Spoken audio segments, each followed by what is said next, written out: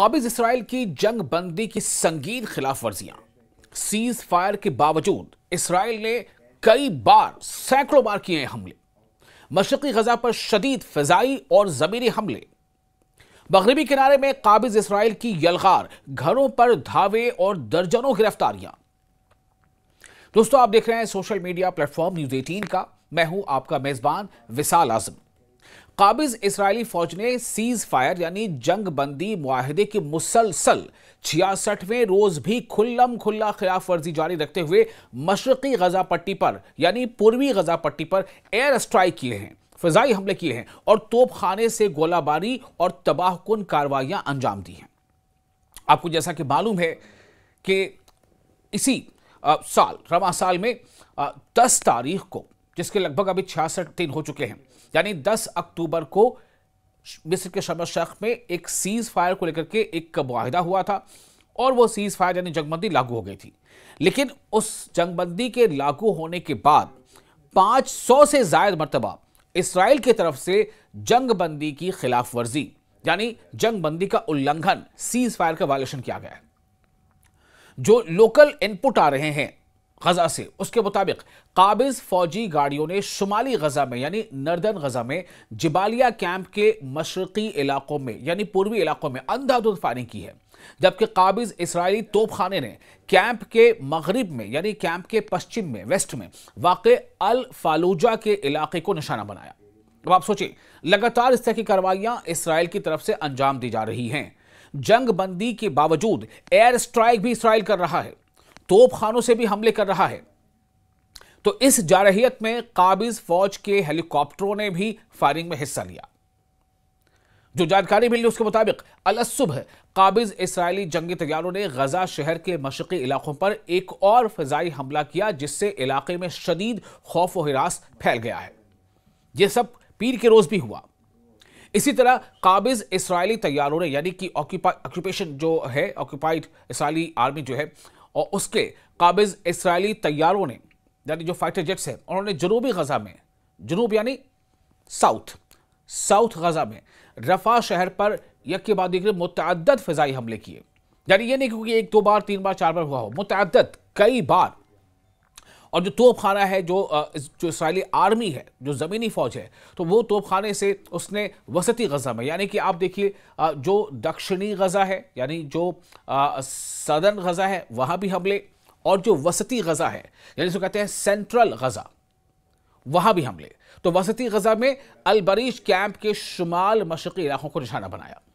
قابض توپ خانے کی گولہ باری جنوبی غزہ میں خان یونس کے مشرقی علاقوں پر بھی کی گئی۔ یہ کیوں کیا جا رہا ہے؟ کوئی پوچھتا کیوں نہیں اسرائیل سے کہ بھائی دنیا تو یہ جانتی ہے کہ سیز فائر لاگو ہے، جنگ بندی لاگو ہے۔ تمام دنیا کے بڑے بڑے ملکوں نے، جس میں خود ڈونلڈ ٹرمپ شامل تھے، امریکہ شامل تھا، اس نے ڈونلڈ ٹرمپ کی اگوائی میں، ان کی قیادت میں یہ سیز فائر جو ہے وہ نافذ ہوا۔ تو ایک طرف اسرائیل وہ ہے جو سیز فائر لاگو ہونے کے باوجود 500 سے زائد مرتبہ سیز فائر کا وائیولیشن کر رہا ہے، جنگ بندی کا النگھن کر رہا ہے۔ اس سے کوئی پوچھنے والا کیوں نہیں ہے آخر؟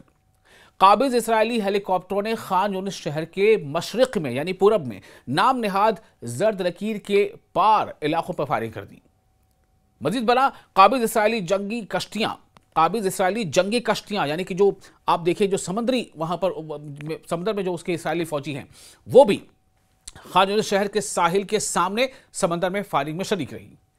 آسمانی حملے یعنی کہ فائٹر جیٹ کے ذریعے، ہیلی کاپٹر کے ذریعے، دوسرا جو زمینی حملے ہیں، جو توپ خانے ہیں وہاں سے حملے، اور سمندر میں جو ان کی کشتیاں ہیں، جو ملٹری کشتی ہیں، نیوی، وہاں سے حملے۔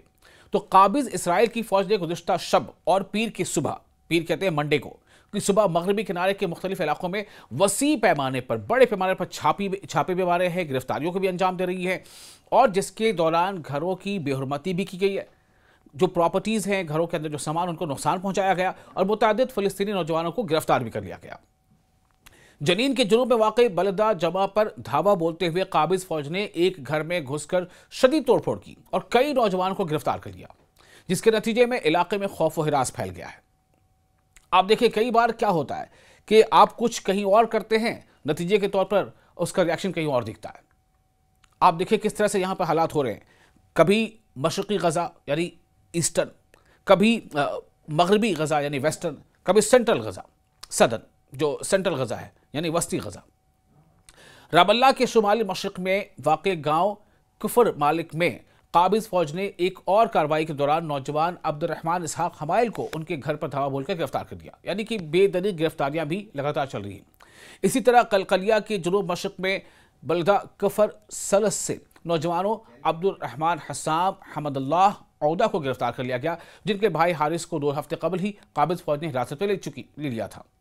تو اس طرح سے نوجوانوں کو لگاتار حراست میں لیا جانا اور ان کو گرفتار کر لینا، قابض اسرائیلی فورسز نے نابلس کے جنوب میں بھی بلدہ اورتا پر بھی دھاوا بولا تاکہ صہیونی آباد کاروں کو، جو یہودی آباد کار ہیں جن کو سیٹل کیا ہے، جن کو بسایا گیا ہے فلسطینی سرزمین پر، جن کو بسایا گیا ہے زبردستی، فلسطینیوں کو پیچھے دھکیلتے ہوئے، ان کے گھروں کو خالی کراتے ہوئے، ان کے گھروں پر بلڈوزر چلاتے ہوئے، اور یہودیوں کو وہاں بسایا گیا، ان آباد کاروں کو بلدہ میں موجود مقامات پر اپنے تلمودی رسومات ادا کرنے کے لیے سیکورٹی فراہم کی جا سکے۔